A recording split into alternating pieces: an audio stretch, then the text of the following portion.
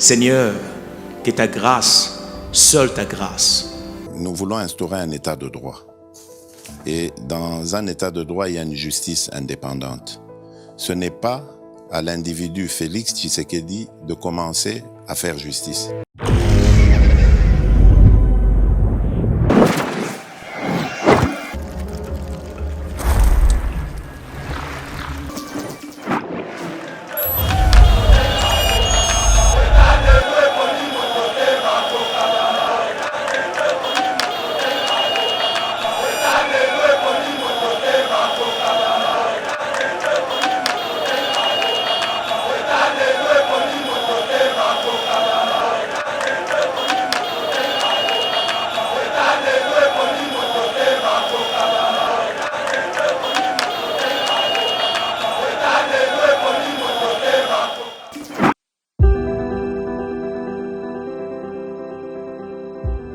Olingi ou visiter Royaume-Uni, topé ofanda kana Royaume-Uni mais ozana posa ya ko voyager libanda.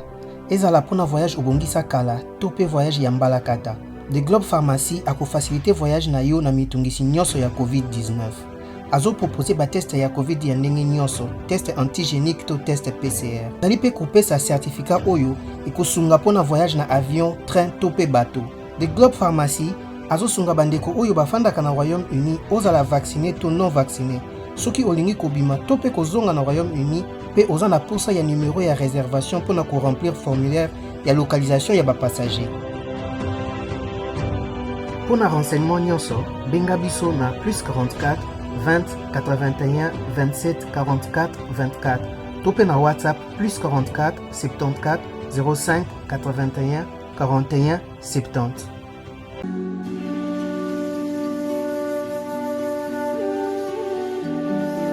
La lutte contre le réchauffement climatique, comment s'y prendre? Le réchauffement climatique contre lequel nous, la société DK Innovative, milite implique tous les impacts de la vie humaine. Nous, DK Innovative, avons mis en place un projet pour rapprocher l'agriculture de la protection de l'environnement et de l'écosystème. L'agroforesterie, pas d'agriculture sans reboisement, se situant au Congo central, s'étendant sur une surface de 900 hectares, par lesquels 530 hectares de forêt et 330 hectares de savane. Le concept est innovant car il agit sur 3 fronts à la fois, afin de permettre un développement rural mais surtout durable. Pour ce faire, la société DK Innovative et la fondation DK Innovatique, à travers ce concept, se sont engagés à planter en moyenne 180 hectares par an sur une période de 5 ans de plantes en combinaison: cacao, bananier, acacia, arachide, maïs et autres. Dans le souci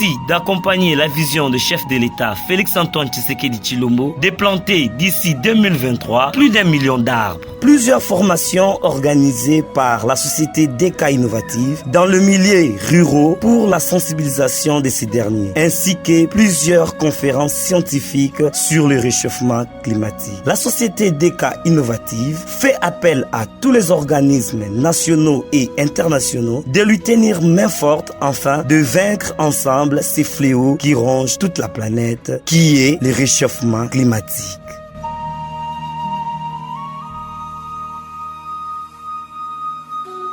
Mesdames et messieurs, bienvenue sur Yeba TV. Merci de nous avoir choisis pour vous informer. Yeba TV, une grande chaîne aujourd'hui.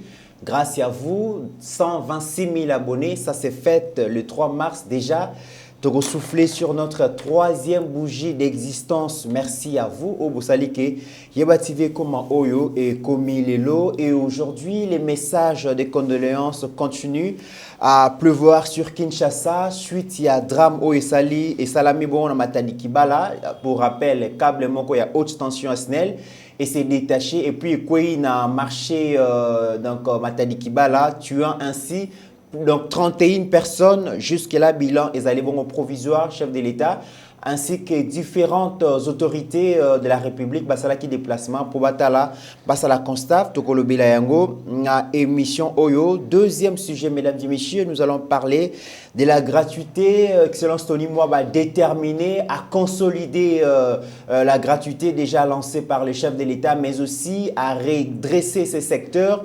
De gratuité de l'enseignement et ça lit que 6 millions d'enfants congolais va reprendre le chemin de l'école avec comme conséquence surpopulation, il y a des élèves dans la salle de classe. Et pour remédier à cette situation, Excellence Tony Mwaba, donc à travers le gouvernement national, va décider de construire dans un premier temps 200 écoles à travers la République. Beaucoup Hollanda reportage et puis Tokolobela Yango Nakatia émission Oyo.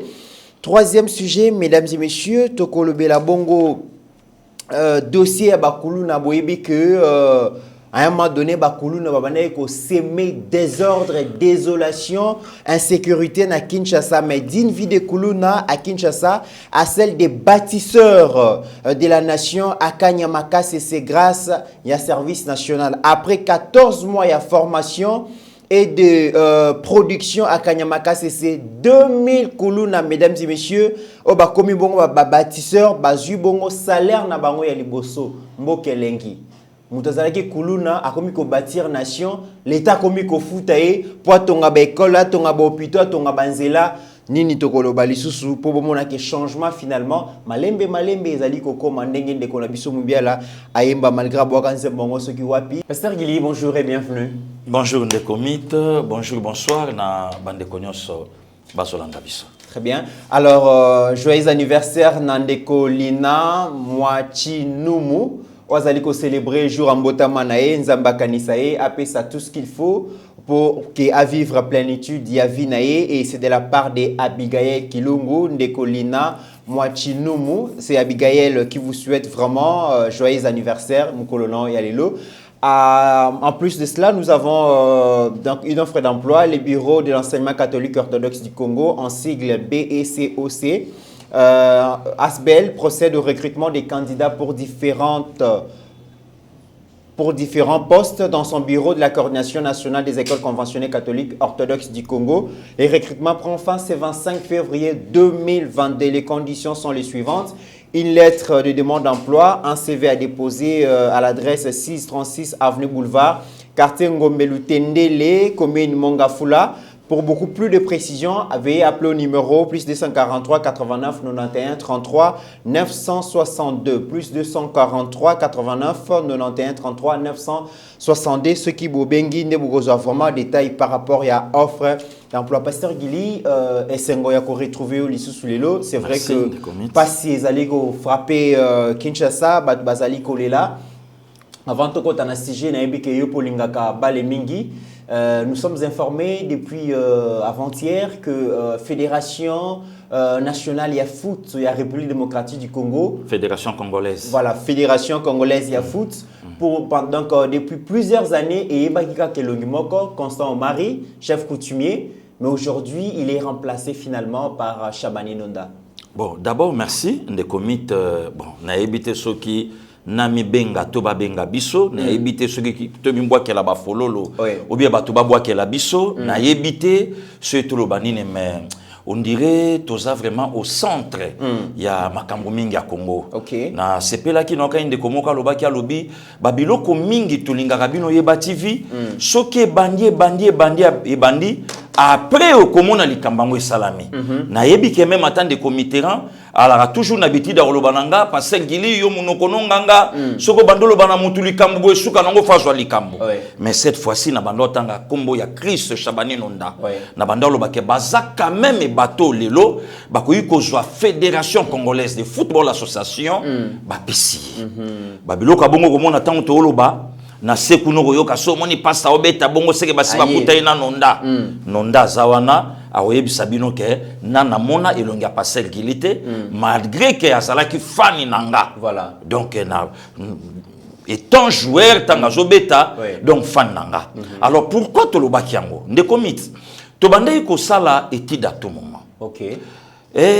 Balobite ke po on entraîner boxeur faut yo po bunda okoyi ba pe ba tactique ba biloke belebele o bando pe sa pe baline, mais du moins o to lobato vandiawa na vie constant pour luto na biso o pe to lingaka mingi elongi wana ba congolais ba donc et comment peut s'appeler moi quand alors to komaki na ba biloko ebele il fallait salama il fallait quand même d'abord ya liboso to changer na no visage ya mutumoko en tête il y a Fédération na biso lelo so tali na Cameroun bazu mwana ndaku et to fils mais biso mona kaka et so pesa élection au salama na kisangani tant élection au salama na kisangani batu mususu bakeyite ba condition ba pesi esengi ke même attendre de commit allez quand même pas donc akatani déjà quand ne bandeli tolé quand même na besoin na bandai kolobango par rapport ya Shabani Nonda azana no muto abimi na kata monde ya foot so ba pesi na personnalité ya Chris Shabani ndenge ngana yebie po ya yebinga te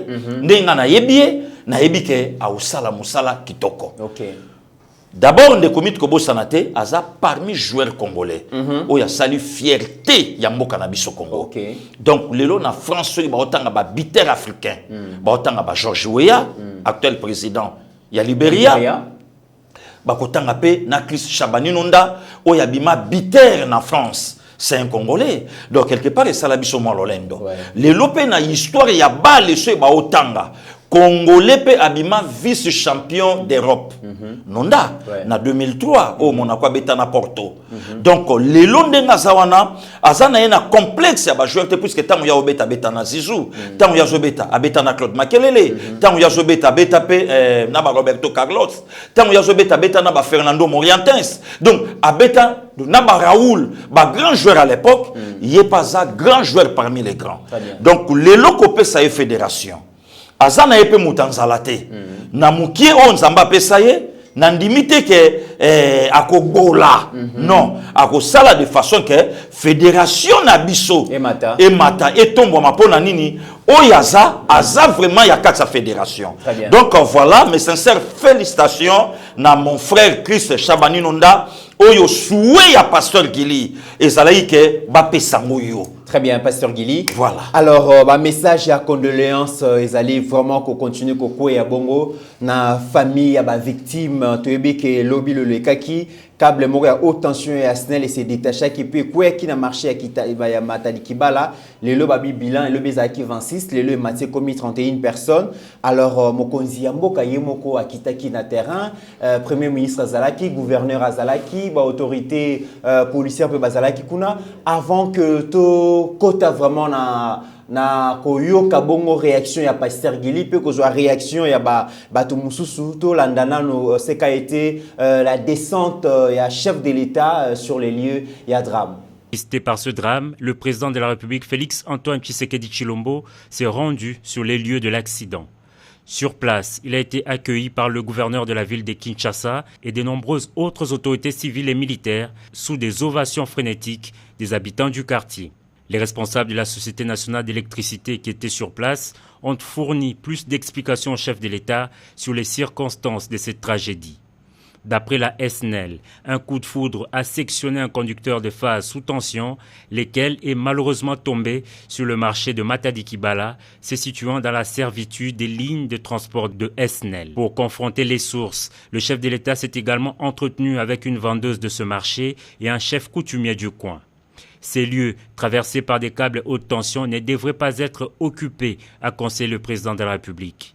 Cette question avait justement été évoquée lors du Conseil de ministres du 7 janvier 2022, où le chef de l'État avait instruit le gouvernement pour une délocalisation rapide du marché de Matadi Kibala, au vu du danger que représente son emplacement actuel pour la population. S'agissant des victimes acheminées à la mort de l'hôpital général de Kinshasa, le gouvernement de la République annonce la prise en charge totale des obsèques. Pasteur Gili, Mokonzi Yamboka, Yemoko Akiti, 31 personnes, Bakoufi, Batu Bazali Kolela. Il y a des femmes, ceux qui n'ont eu, par exemple, un message, il y a la distinguée première dame, Nakotanga Lobby. Nakokota Lango Awa, je pense, Alobi Ezali, voilà, Alobi, des hommes et des femmes sortis chez eux pour trouver de quoi vivre, ont plutôt trouvé la mort à la suite des événements au Salami, Azali ko présenté bongo ba condoléances. Pasteur Gili, la plupart ya bato yo ba koufi na likambo ya électrocution wana, Ezali bongo ba maman o ba bima qui na 4 heures. bakei koluka moyen ya survie pour na bana na bango ba mususu na yoki témoignage mwana moka lobi mama la musinga na 4 heures atikeli ngambongo ya lipanati na tune bongo tokolia ni na moya lobi heure moko ba 13 heures les kabon na wenze ozwa mbongo ya kolia mais na 6 heures on l'appelle pour dire que maman na bino zaki électrocuté akufi pasteur Gili en tout cas réaction ezali partout des responsabilités à évoquer ba musu ba lobi l'état zali irresponsable ba musu ba lobi biso mo population toza ba inconsciente population aza inconsciente et tout ça réaction à leader Gili Boko les alénines Ndekomit, merci beaucoup. Je crois que il est kanaki lobby ba congolais en fait ba zaïrois le tokoma ba congolais ba kanisi date ya le 8 janvier 96 ya type K OK donc to salinga na yo émission avant-hier le premier to lancé appel date ya lobby bande ko balanda biso très bien na souk émission ya ngana de comité rana ya to lancé qui appelle que lobby eza le 2/2/2022 voilà il est quitté bande ko bazong cette mission wana parce que gila loba ki ngona suka na lobby eza dato yo génération na biso to ko vivaka yango lisouté le 1er janvier 1011 ou bien 1111 to zalakate Tozungolu ya komona le 2/2/2022. C'est que le 3 mars 3033, tokozalate attention des comités. Et ça ba date moko zalaka significatif par rapport ya ba événement oyo et yakana mokile kozala tant bien que mal. Na lobaki yango bandeko o ba ozala d'accord na biso bazong ces missions o ngana yo to salaki avant-hier. Donc ezana na kati ya mitu ya bato. Pour quand même bato ba mona ke biso to zana ba lignée ya bato yo bazui mayele na compiste na ignorer bangote to sape quand même na besoin na bango pomboka na mseke ndeli boso mais biso to zana ba lignée ya ba Salomon. Donc na sengi nzambe pona le kana plateau pona sale lokobo nzambe na loba nini oyo ekotika la quand même na kati ya mito. Donc ndenge na solo babo ende commit batu bavandi balobi ah non pasteur Gili alobaki mon émission na bango ya mardi. Donc on comprendre que eza babiloko oyo eye nde commit so na zongi na motuna na yo et sali pasi. Et Sali Passima est interpellé Sikoyo Bisso. J'ai appris même de comité Ranaya, na conseil de ministre Yaliboso, l'année 2022, le président de la République, tant que voyant, à ça ordonnaki que balongo la marché, Yamatadi Kibala, Balukango et Sika Moussousou Bati. 5e conseil des ministres. Le président, c'est un visionnaire. Mais Bato va accompagner vision, il y a chef de l'État. C'est pas la population, c'est le Premier ministre. Alors, quand on a discours sur l'état de la nation, il y a lundi 13 décembre 2021, alors, action est mais toujours souffrir d'un problème, il y a pilotage. La coordination. Voilà, la coordination. Oh, la personne, oyo, à qui le piloter, action, il y a Mokonzamboka sur le Premier ministre. Motou n'a pas sur Gili. Est-ce que le Premier ministre est des nôtres ou pas? J'en passe. Donc, Babilo Konyo sonna le temps que Tozo Monango et au la passe. La responsabilité est partagée. Autolo bango a ande comiteran. Bande komususu balobi non. Et ça irresponsabilité, il y a ba dirigeant na biso ya mboka. De comiteran et le konga na omona passe le lo na Congo. Et ça ne loko mon côté oyo ezo sangisa biso que ono ya Congo toloba quand même bravo. Auto tunanga likamwa nonda. Biso soto kritika ki ya Costa Omari. Mais tant nonda komito za wapi to beta maboko. Tant nonda ye même équipe za tout autour ya Chabani nonda. Le cap est passé Gili pesa ba félicitations. Wana sko batu ba kolingate. Wana sko ba dilkabi ba bimi, ba conseiller pa kalabaye. Donc moyen sko ba benga passer Gili et qu'on salate que non n'a pas bien la félicitation.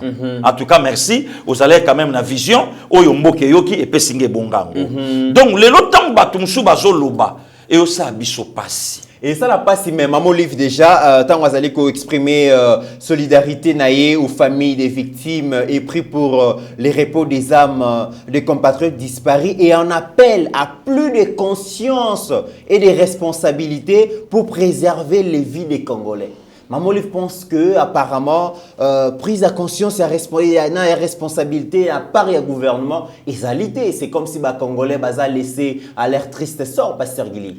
Mais une réponse du berger à la bergère André Alain Antundu, l'incivisme et l'indiscipline des Congolais du marché Matadi Kibala, s'ils avaient respecté l'ordre de l'hôtel de ville de Kinshasa de quitter cet emplacement dangereux vers un lieu qui leur était indiqué et plus sûr, il n'y aurait pas cet incident. Est-ce que tu l'as dit? Mais Pasteur Guili, bon, ceux qui population a respecté ordre, wanate, nanaza censé à faire respecter ordre, parce que biso ba population surtout nest ya kinois et ba kinois tozaramato et mangongi. Ce qui l'État a pesimbela ya liboso, te quitté, yami balé te quitté, l'État a na makoki ya ko utiliser force. Yako bengana même batouana pour na bien na bango moko Pasteur Guili. Ndekomiti merci beaucoup. Tango to parler pour na tweet. Oui. Mais alaki na batumsu nzela na bango moto ki alaki na Bakongo. Na Congo central. OK. Babanda ekoleka wana baki otala ba ferme, baketa ba bilanga, baki même week-end en famille, baki kopema. Oui. Est-ce que Matadi Kibala banda ko le kangote aller comme retour? Remède ni nango obapesaki. Ndekomiti totika Matadi Kibala. To longwa kuna puisque au moins lelo na Congo ceux qui likambo salami ba spécialiste babimi belé mais to ya na komi na biso banda longwa na kati ya ingawana banda ko etongama likolo ya ba câble ya courant ya haute tension na se ba câble ba ekala eza église sainte catholique Saint-Michel ezawana lelo batu ba olobani lelo batu ba olobanini puisque batu tolika Matadi Kibala ba mama ba pekisa bango bandakala bango pe ba yokaka te mais lelo ngape Pasteur Guili tant que leader lelo na olobango na bandal ya nanga docteur Mayele yelema asala mariage na yoana na mama Justine et salama wana bon rétablissement. Oui, bon rétablissement. Te via ko kitate bon rétablissement. Nazo bagarre trop na butu via zonga via ko kende bo souhaiter un bon rétablissement te na bi me ba wa achever pour so ba yebi ko za na faiblesse miti nazo bagarre trop via zonga na bagarre na bato belé ba yaki ba zo vie na bundi na butu na récupérer déjà vie na bundi fort ba yaki ba zo kima na vie ngana laki distrait na monika ba chef na lipeka ba oké na ye na landi na frapper na yo benga ke nganga neli nganga ko eli susubwe te akweki ka na mo incident a respectaki article oya ngaka soate ya mwana betaki na kimimbango na suivi na zone isko na vie c'est bon donc vie calme en tout cas ba prise la kisa kinga pe na la kisi yango na monika kuna ba kokite donc na sina zone isko c'est bon donc ozo comprendre de komi do babiloko wana le loto zolo bango mais batu ba yebite lelo yango wana na banda lungwa soko ye na bakimbondo na biso wana basinga courant ba câble lekili-kolo mutu moka zolo bate donc bazozela batu bakufa ne comme interpeller c'est facile Pasteur Guili to qui ne peut zonga tangu tozolo ba responsabilités à partager ya liboso basinga wana okomona eleka wana pe ya 30 ans na se wana banda ko ezalaka te mais nani atekelaka batu banda ko na ba place wana ya danger wana okomona même na ba mutazo tonga à 1 mètre tokoya na vidéo moko tomoni bandeko batie batie bakiti ya plastique ya jaune ya rouge trésor ya balongoli bakiti ce qui est l'équipe ba yekosongisa ba yekosongisa bato afandi wana nyonso et puis le gouverneur Ngobila omoni babiloko nyonso tango yo salama ndeko Mitterrand ya il faut te sauver la nation congolaise eza mboka na biso aujourd'hui nous avons un président oyazana motema malamu ya kobimisa mboka oyo na gouffre babiloko yango wana o nzamba talisi kayelo na kati ya Matadi Kibala marché ezali marché eza na kati mais balinga okoyoka ono soto ke kuna na kati ba client bakotaka te mais soki ba client bayeba moni bino ba vendeuse boite na nzela ba ko obligé bakota kuta na kati komona ngote do babiloko nyoso wana lelo etalisi biso ngana omona na ngama bete mutaza libre ya kotwite mutaza libre ya kokoma mutaza libre ya koloba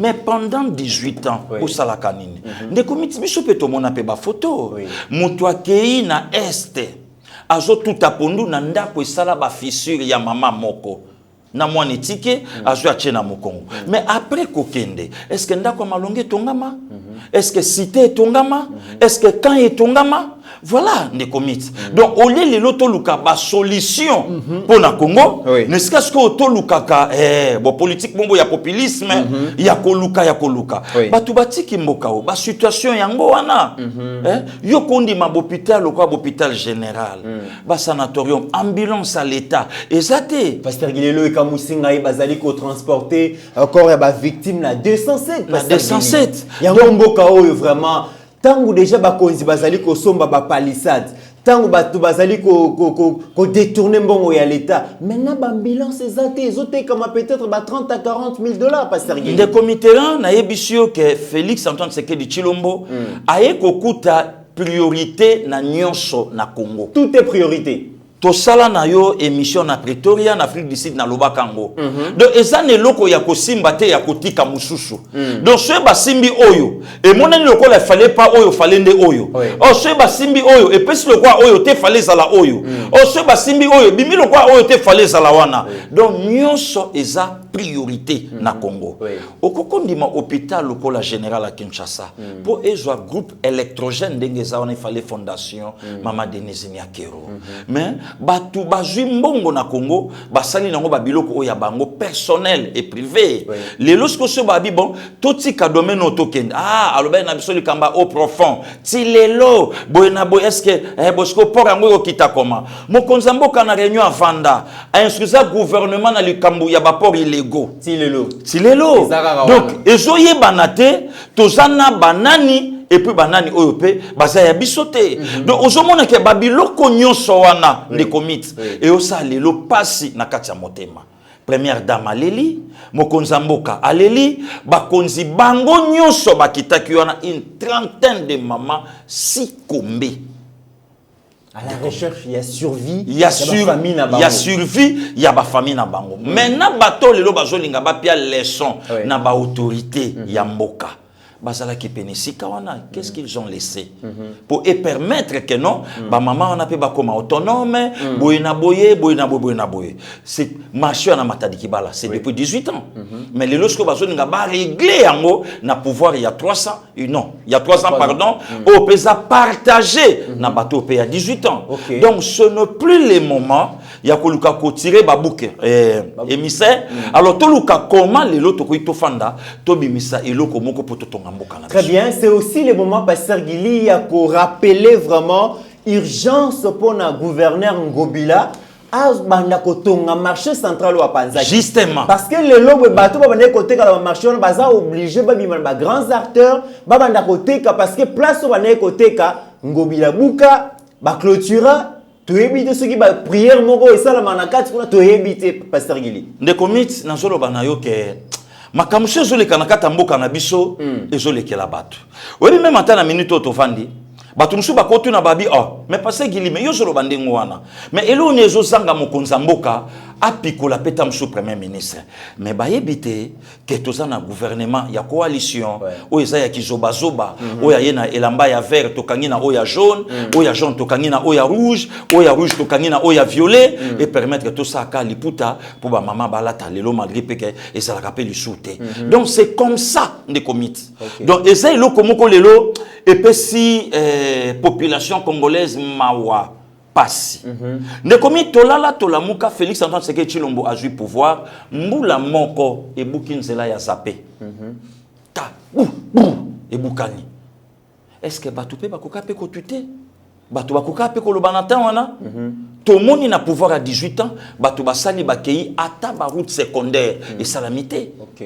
Ata marché salamité marché à liberté et ça bien oyo muza salaka ngona population bande kwa changu malgré que ça bisonyo so bakinois na bakinois mais pouvoir à 18 ans qu'est-ce qu'ils ont laissé très bien que lelo mokonza mboka tangoye akuti fait accompli na landi débat mo na télévision et pande ko na biso mo ya mwasi na mona pe invitation na ye pananga pona le kan émission na ye ayambi nde komoka solo balobi alobi mais bino bolo ba 3 ans na Sénégal Macky Sall aeko kuta mboka laisser na présent où il y a ça qui 10 ans mais il y a des avancées mais est-ce que comportement na biso mitu na biso na bande kwa Sénégal les andenge moko vous comprenez des comités rana donc au moment à la prise de conscience à congolais ali ko somba bisomba somba azo somba place au risque ezali mazo zela drame comme la pour aller la que l'état peut biter kateka l'état côté kata zoteka congolais zo image ya bande konaye brute bakufi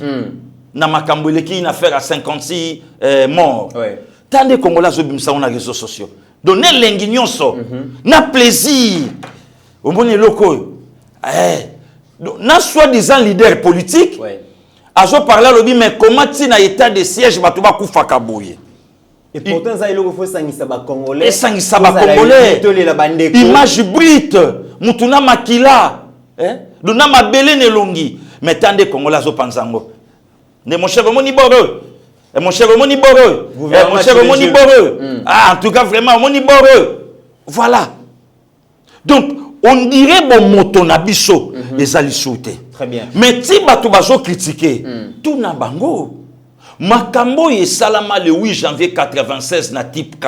Ce que ça l'a fait tonga tolobani. Silence radio et les cas. Et si là, ne commit na lac Kivu to tambolinga na yo.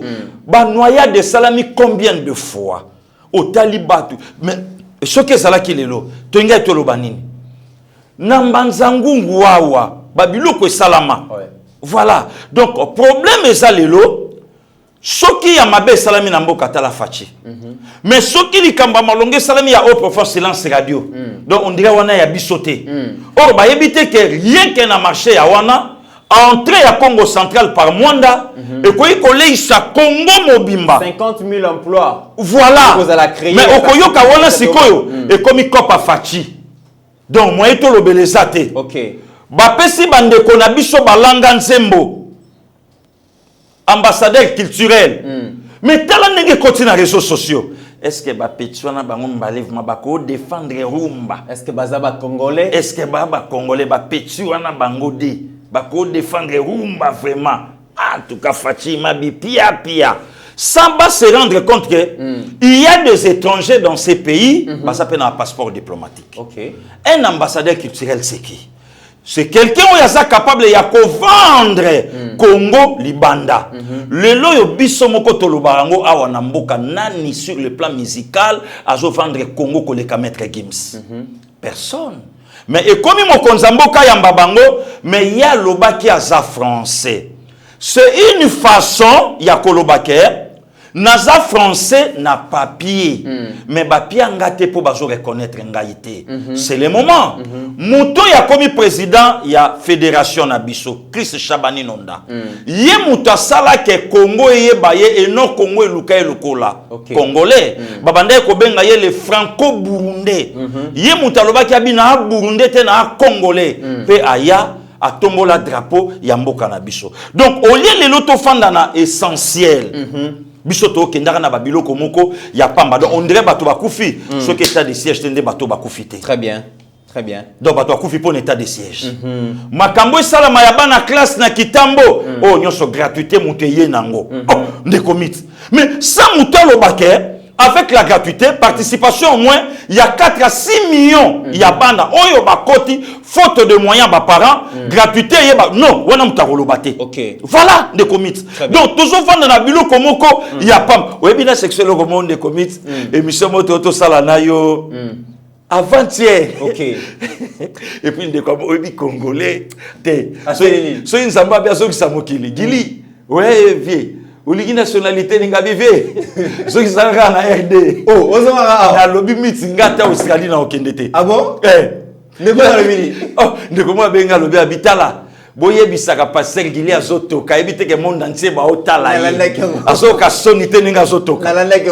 Ba répliquer ba imagine ko osomela ba explique. L'Australie ba to batoka raté. Donc les États-Unis bokito ba charama ton kole batoka raté. Donc tel niveau il y a raisonnement, il y a mutu. Donc, il y a mutu qui tanga.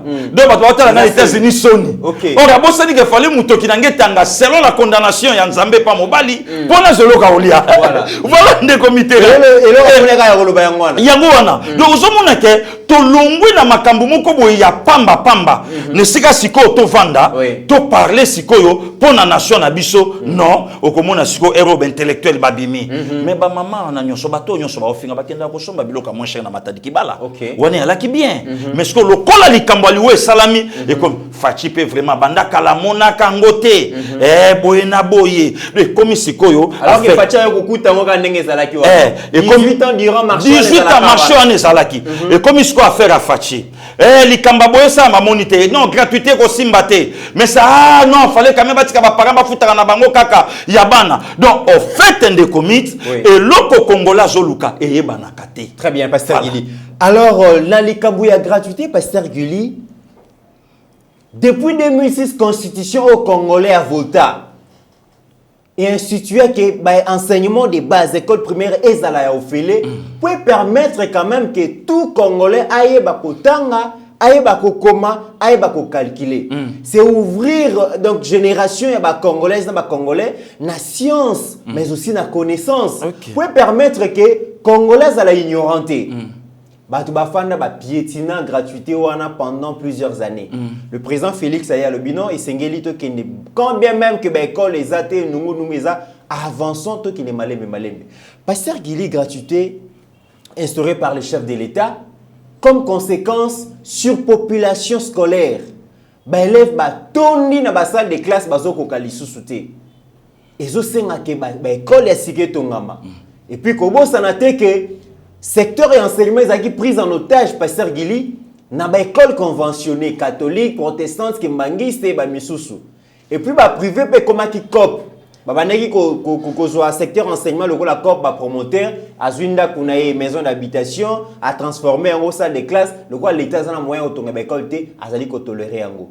Mais avant tout compte na dossier au Pasteur Guili, il y a un ministre que le chef de l'État a nommé gardien gratuité. Les meneurs en touche. Il se bat corps et âme pour que, à consolider d'abord gratuité, mais à redresser le secteur enseignement pour Makambouele Kebele. Mais là, comme c'est dans le reportage au Pasteur Guili, État et école, place au ban en abisso besoin apprendre savoir, place au ban en abisso besoin apprendre science, place au ban en abisso besoin former pour un lobby, résoudre le problème et un mot cannabiso. Tout là dans un reportage comme ça.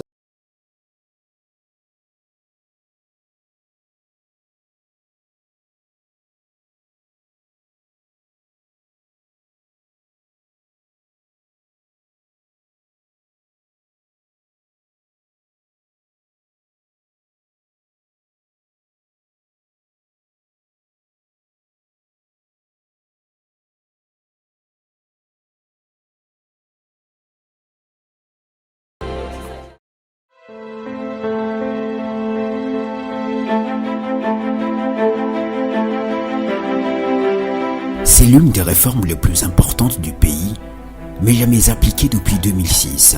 Plus de 10 ans après, la gratuité de l'enseignement primaire devient une réalité et figure désormais parmi les priorités quinquennales du président de la République Félix Tshisekedi.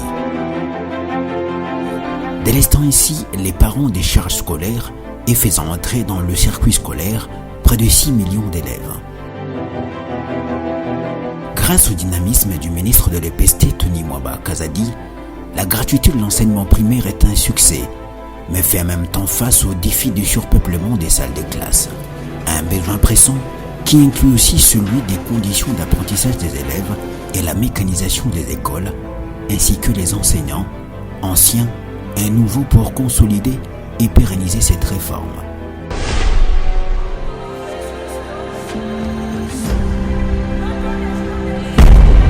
« 200 écoles », le projet annoncé par le ministre de l'EPST Tony Mwaba fait un véritable bond en avant.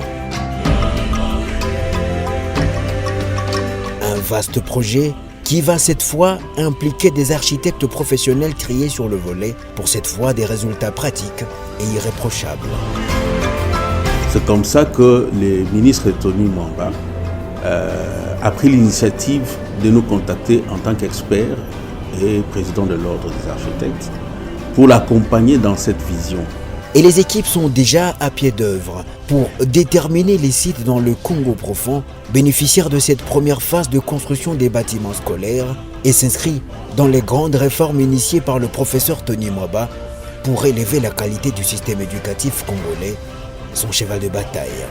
Nous avons mis en place une cinquantaine d'experts qui sont allés sur toute la République pour faire la prospection du site, la véracité des écoles et démembrer complètement les endroits où on doit construire les 200 écoles qui est un premier module du programme.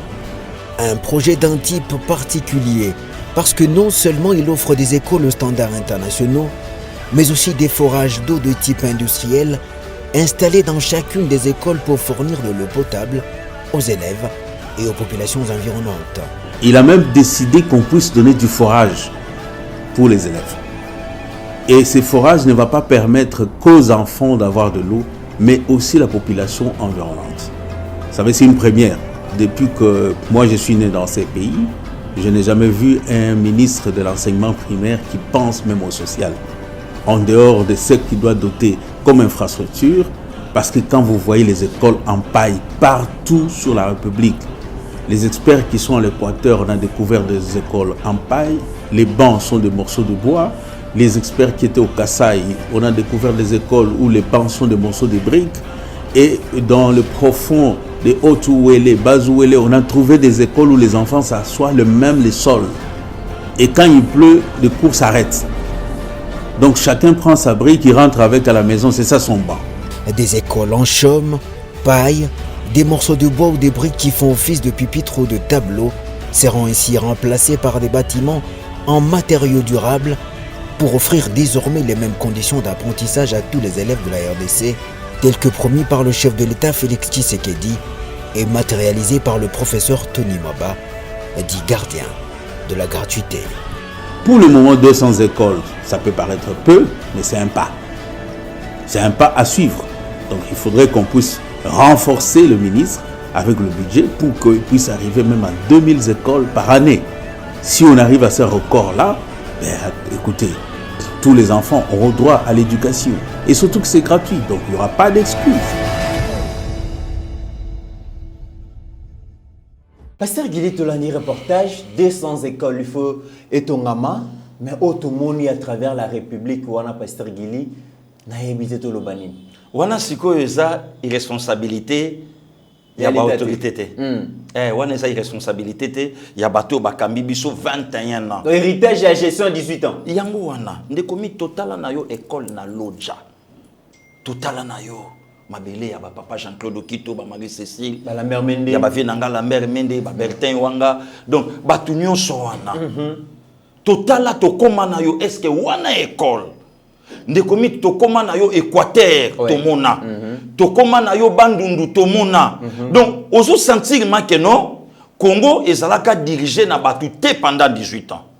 Gratuité tangoye, vocabulaire moke banda yiko tambola awa.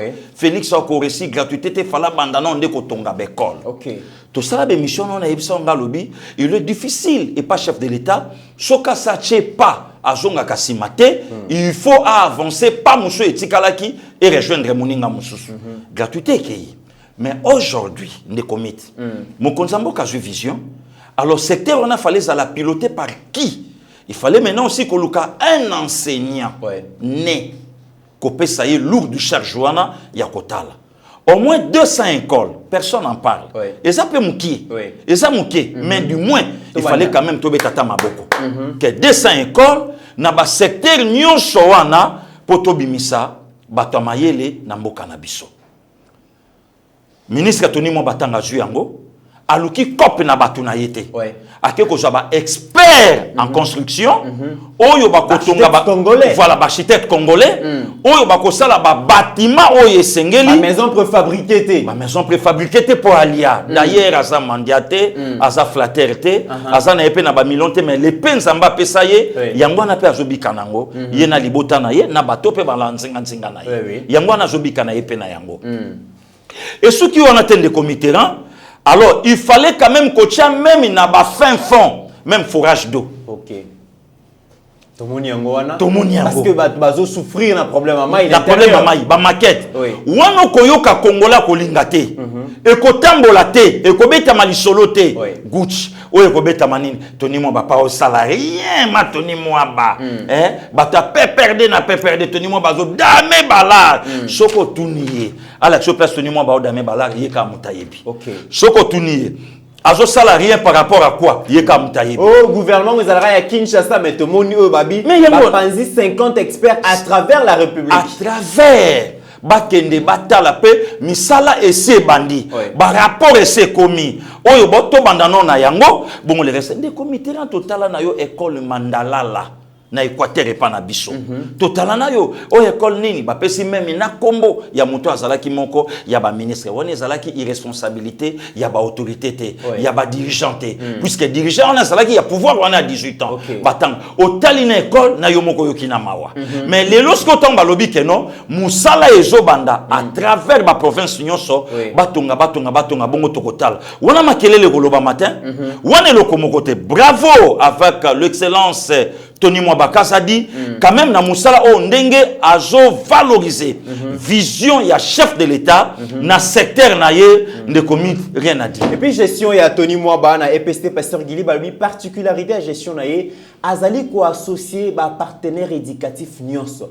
Sur un déplacement na intérieur, société civile bazali, comité des parents bazali, à l'unité que baloba ce qui lobby a réussi Tony Mwamba Jiraki. Azo gérer avec les partenaires. Et ma décision est consensuelle.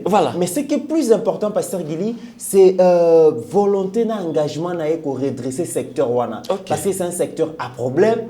Tozo mona ki ba engager ba nouvelle unité na EPST, c'est comme si bah y a un souci bah enterré kaka ministère en lokola batika ki en lokola bisoto longwe et kufara rambala moko. Aujourd'hui ezo la muka. Ba pesa ki image ke na EPST eloko ya la katembongo ezate.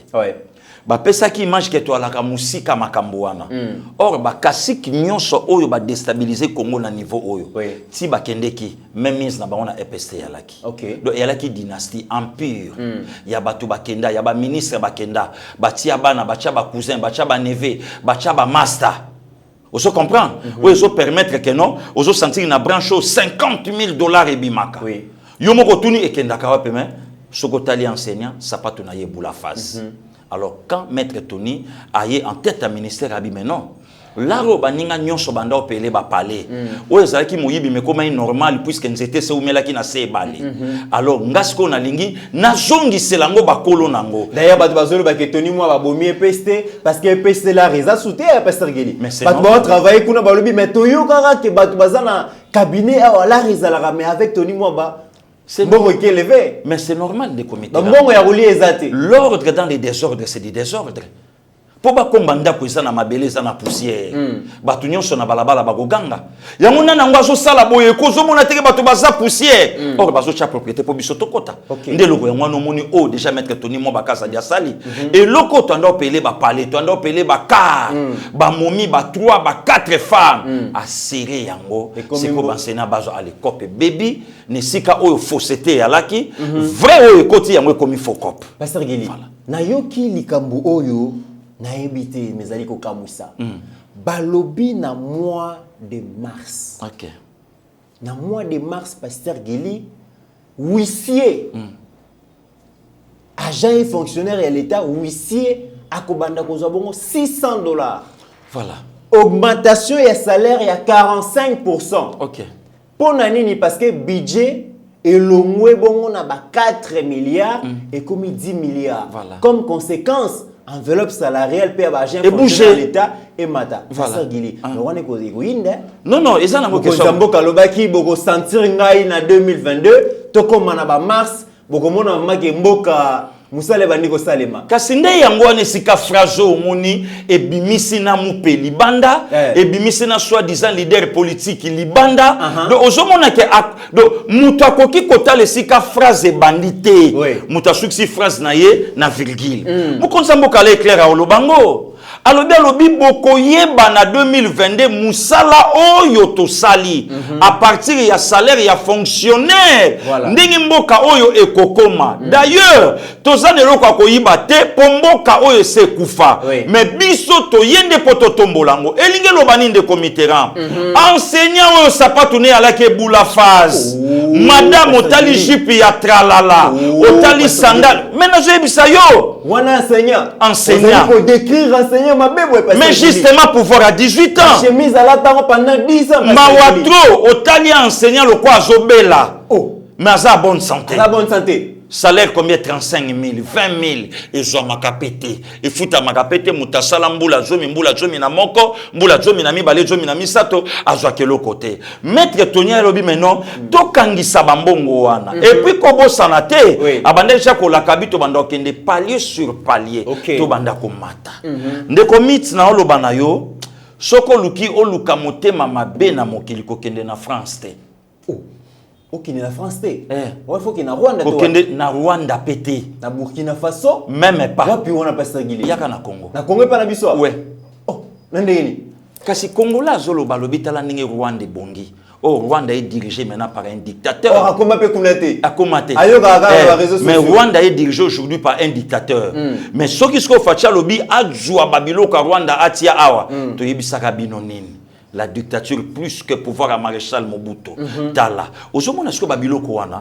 Donc les lo congolais azo lingate tala mutwe azo beta masolo éducation te. Azo beta masolo a chikite. Boye chiki mawatro azo beta ka masolo damage botala baleine. Botala mbisi. Bopianga ima boko bokomona ndeto banda kolia. Mais ata soki tolie mutu ya mutu. Même Yesu yemoka solo bango. Alobi vie ya mutu so dépendre ka ateke non. Na oya kolia. Voilà nde commit. Les loko tala acteur politique moko yona na plateau na boîte tomate. Tikila madame chango na madesu. Tikila madame nanda kwa chango na madesu. Yona bandi koleka nango. Tikila madame chango na madesu. Au lieu que ça la politique ya populisme, ozo le kaka na plateau ba télévision pour ça la kado ba bloko moko boye on dirait ezo bimiso lo kwa kinyolo. Apparemment ba comprendre que te Pasteur Guili que Fatia ba naï kolamba, mais na mois de mars biloko ezali kobela. Ba tu ba critiquer Nicolas Kazadi Makasi ministre en finance. Ba lobi Nicolas Kazadi Moussa zali kosala eza ba aventure, eza ba vaste blague. Chaque mois ba régie financière ezo mobiliser ba recette belé mbongo yango ekendaka wapi sala kanini. Résultat dans le mois de mars. Voilà. 800, voilà. $600, Pasteur Guili. 600. Bravo. Oh non, Gilles Alingeti, patrouille financière, on a aventure, tout ça. Alingeti Mouibi, Azoli Abambongo, Alingeti Opé, Palais. Ne commis na bongi saba arme non conventionnelle na bêta. Na koti ngabi voilà. Bazo kanga biso ba congolais qui tendi ya mundu nelongi. Mbeli ba pesi moto bomanani alingete. Quelqu'un dans la peau du chef de l'état. Oh le loyer quand même ko tia mo konzambo ka maboko. Ne ezaka mesalingete te. Osu ba Nicolas Kazadi, osu ba Aimé Bodji. Oh le lo basa bazo bunda po et permettre recette mboka na biso. Nde komiti nzungu ezalaki salité. Nde komiti nzungu ezalaki ya kotoboka. Nde komiti moya ko tia même damage ya la kite balamba to dame. Il fallait ko bambana nu banzungu. Il fallait qu'on lave nzunguana allez damage jusqu'au vanda ndekomit na lobango na ba parlement debout nyonso na sala libosoko tu toyeba ete ke soki tokolia mais siko toyebi ke mera otokisa desu ata 20h ba la musabiso espoir ezali atola linza la molane espoir ke biloko eza na moto biloko eza mama zolamba tokolia auparavant et ala ki bongote donc les lozomona même na fonctionnaire abandi pe kofuta ndako abatu engelo bake makambo mokonza mboka lobaki tanga ke tourner na awa na Grand Kasai bato amitema mabe ba comprendre ki yango te promettre lisusu alaki ye prometa musique comment mutako opesa bato espoir na zolo bamboko et puis ozolo bango na katanda kwa nzambe congolais na zolo banonde komiterana ya Sony oyata Marie Cécile Okito lobananga alobi Sony eza liso pa ba congolais te nebenga bokito ba congolais la na Sony te keli kambubo ya lobaki azonga boya bongisango ezala lisu te donc atike kende jamo ko yoka prela ko loba bite bande ko bolimbisa ngai o na lobaki na tala ki mo malamu te mais mokonza ekolo aloba ibongo te donc faux et comme vrai pe comme na normal tokende to comme na suka Pasteur Guili émission au sujet ya suka d'une vie de Koulouna, on a français to bengi ba bandit urbain, d'une vie de Koulouna Kinshasa à celle des bâtisseurs de la nation à Kanyamakase, c'est grâce au service national. Après 14 mois de formation, na ya production à Kanyamakase, c'est 2000 Koulouna devenus bâtisseurs ont reçu du gouvernement congolais leur premier salaire. Kokamwa. Ils seront désormais payés chaque mois et en contrepartie, ils construiront des bancs, des écoles, des hôpitaux et autres infrastructures pour la nation.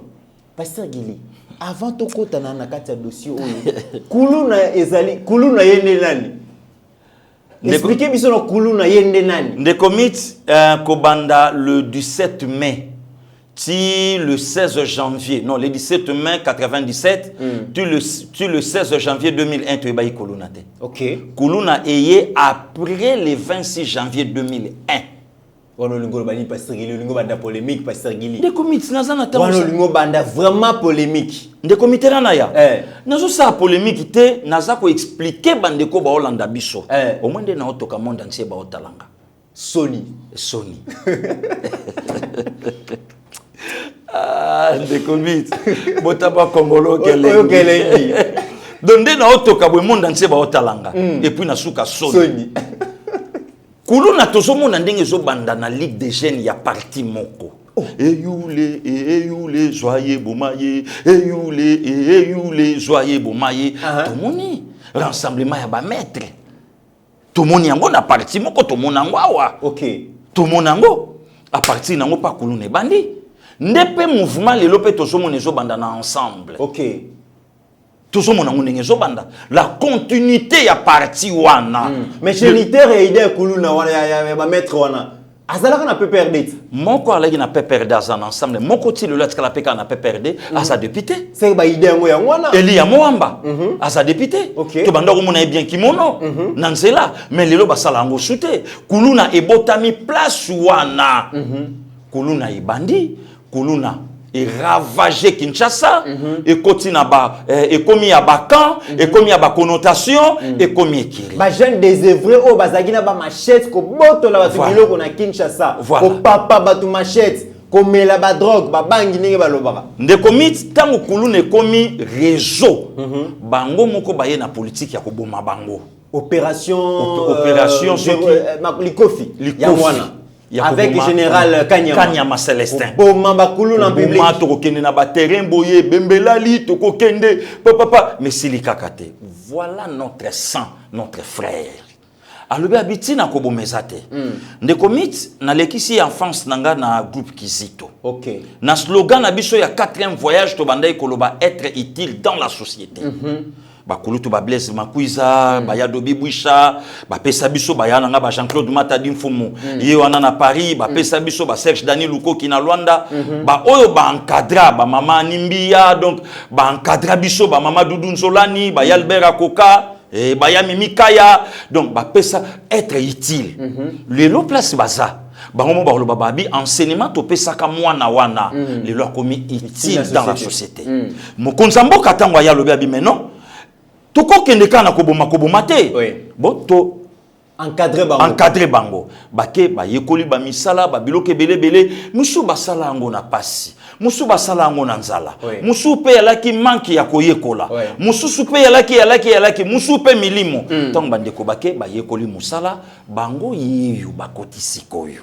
Ouazali ko zobana batazali ko tinda bango na kanyamaka c'est ça comme les lobe ba komi utile ba komi ko résoudre problème na société problème ya société ya kotonga tozolia ba masango bazolo la biso tozolia ezote kama tozolia ngo wana muta obeta lisolo azate wana muta koloba azate wana koyoka tweet ya mutu moko boyete mais soki ezalaki salama ki boyetala omonite voilà ndekomit au fait et le Congolais zoluka na mboka na ye donc ezo ebanate Congolais ko bandali kamboboye ce que peut mais oyo et à la fin on continue na moto no wapi bilan alobaki na biso boye ti wapi bilan alobaki na biso loko meti bazolo babongo ba route à travers pays na biso banzele zokangama mutazo yebate mutalo balikambo azate mukoliko tuta na place moka bon e bande ko salama wapi lelo soko tuni bana ngiringiri lelo soko tuni bana bumbu lelo soko tuni bana selemba kuna pasteur Gilles donc musa zo salema ne commit na koyebi ngiringiri bumbu selemba ou musa zo salema kuna pasteur na koyebisa yo kasango me caméra ko kita na koyebisa yo mine de rien mutakolongwa de boulevard à sosa à traverser Lingwala Kasavu bungiringiri bumbu selembau akeko bimela 24 monga fula amati muta obeta lisolo azate mtima mabebu nazoyebisa yo nde commit nazoyebisa yo donc oyo kongola zoluka oyo yebika et puis parce que information dans la poche et so bombama balingi beta maté balingi loba maté ndeko mit elenge sa oto bandai koloba bosongisa 15 millions na biso 15 millions na biso ekoka kosala nzele elenge sa oyebi marche à celle-ci. Oui. À notre navie nangai Isidore Ndaiwel. Mais lelo sikoyo elenge sa et salami na ba condition. Totikali na quelques mètres to bimana armée na monga fula. Personne en parle. Bon marche ya soutien baction chef de l'état ça le maraté. Wane kobeta malisoloté ba route secondaire oyo tolobaka. Kaka so ba pimeli bango pouvoir ne ba bito ke ndeko marché. Aveni maloko la Makanza, aveni maloko a Makanza. Aveni Makanzama, ceux qui sont mis bimi molar. C'est bon, aveni à Sosa. Non, Sayo, ceux qui sont mis mati. Mais les lois et salama. Mutokolo bazate. Mutobeta li solo azate. Je me pose la question. Nazo mituna. Est-ce Eric Ngindu azaka kana presi ya mokonzi? Te nazo mituna. Parce que le côté so Eric Ngindu la. Mais na lobby ndeko Mitterrand. C'est lui le numéro 1, il y a presse, il y a chef de l'État. Puisque il faut y balelo, il faut y balelo de commit. Biso bateau to sali communication te to sa victime, il y a complexe. Il y a bateau baleki na. Makamwana na rencontre pasteur Gili. Te na lobi to kota. Biso to leka wana ba biso to leka kuna te to na droit na chapitre te. Voilà. Ah bon? Mais lelo siko soko tali batu mususu baleka pe na ifasik te. Lelo batu ba battre record. Entre autres bandeko Mitterrand entre autres bandeko Christian Bosembe entre autres bandeko Nanga Sango Israël entre autres ba honorable Eliezer Tambo mona kololo pango baleka na bango te mais courage moko eyaki ya ko défendre lelo yo nani a ko faire face na plateau ou bien une mission na ye na ndeko Israël na lo bananga ata lokola kofi soki nazalaka mwana ifasiki soki nga vraiment na ligaka na ifasiki na ebité voilà lelo nana ko faire face na ndeko Christian tala lelo une valeur ya notre mboka soki Christian ligaka ifasiki na ebité lelo ye wana na mbandaka azo sala conférence na ye sur l'intellectualisme pe akotambola nango Congo mobimba Christian Bosembe. Voilà. Lelo talande ko Eliezer tokomi wapi. OK. Émission o lelo presque batu nyonso na poto. Ko sango. Wana kutu ko lobate libanga. Ngamoko na leki na plateau Natali ngabi yango ndeko nanga Israël. Ba pesa ke moi carré minier pour abeta babiloko nyonso nga nazomona bien ndengeni. Mais oui, ya carré minier ngo komika na bangi. Olalo la muki osu carré minier to ndengeni. Na bangi na tuniso ndeko nanga Israël yepe carré minier pour effort ya sali pour de valoriser musala oyo ba pesa zu hein. C'est normal aussi. C'est normal. C'est normal. C'est normal. C'est normal. Donc, yango lelo somona ke moyen batu ba vendre ba action ya mokonzi ezate. Très bien. De sikasko ba passer gili ba botami. OK. Ba communicateur, courage, savoir. Oh déjà tu ya la kinango. De komi to ebi la plupart bata makasi to na bango na génération so tanto okola. Eza bato ba sala sport à judo te ya karaté. Bayuma. To ala na terme.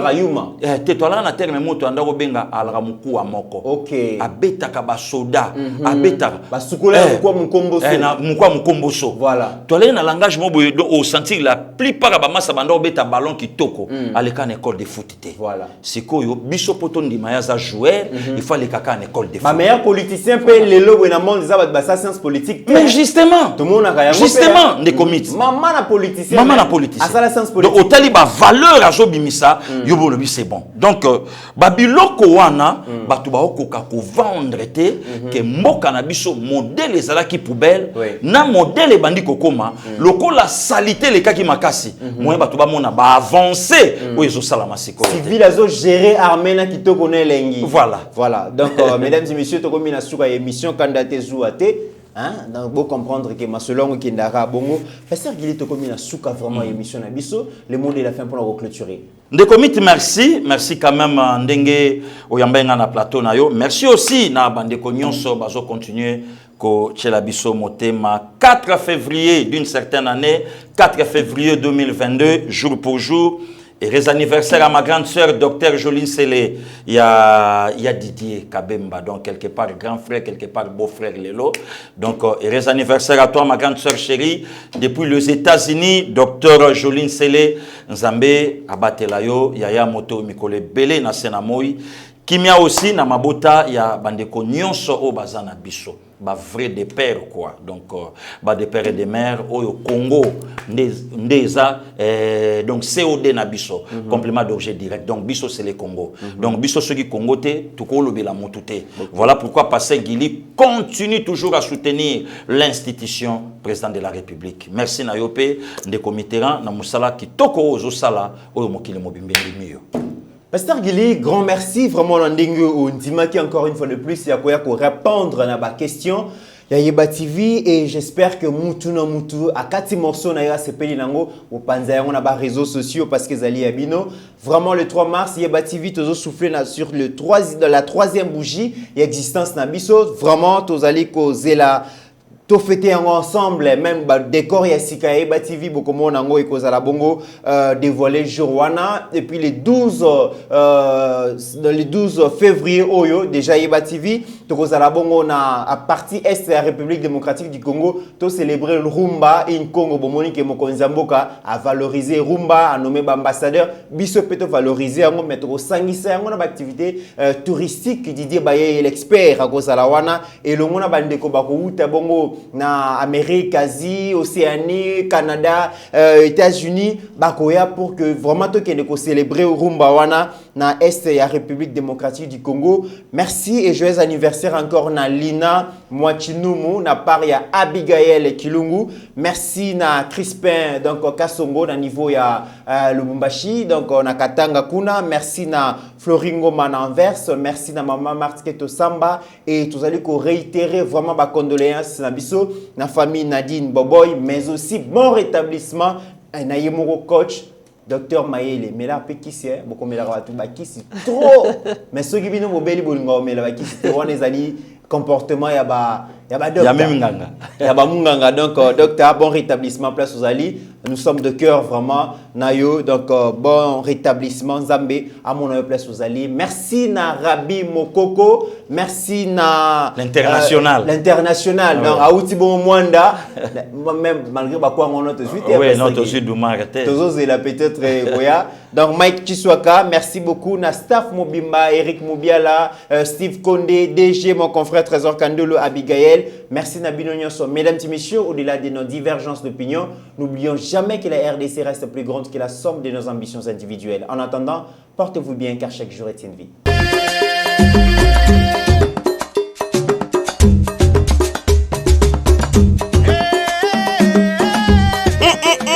La RDC en ébullition. Bana Kinshasa, Lubumbashi, Congo central, Grand Bandundu, Kwilu, Nord Pessidou Bangi, Grand Kassai, Watoto Wagoma, Bukavu, Maniema, Kisangani, Congolais de la diaspora. Ceci nous concerne tous. Olingaka tourisme, amoureux de la nature, otalaka barandonné ya bateau na TV, occasion ya malamu yangoyo epesameli yo. Du 11 au 16 février 2022. Yaka ko participer na festival touristique Rumba in Congo. Likamisi ya moto ya mayele ya tourisme en Afrique avec les pays de l'océan Indien. L'expert Didier Bayeye, l'homme qui veut ramener le tourisme de la RDC au niveau international.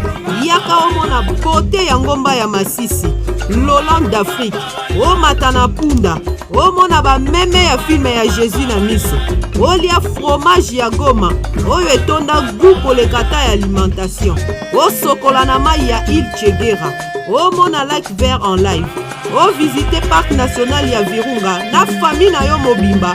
O mona mikombo soto pe ba gorille de montagne, oyo mesana kotala na ba documentaire na ba chaîne ya bapaya. O bina rumba na bateau les plus luxueux d'Afrique, Emmanuel 4. O ta la beauté ya la Kivu. Rendez-vous Eza Semoko du 11 au 16 février 2022. Na festival touristique Rumba in Congo. nazanga te o bapaya kutu bakozala ebongo yo. Pour tout contact benga ba numéro ya Yeba TV pour la réservation. Festival touristique Rumba in Congo Iligoma, tunapenda sana.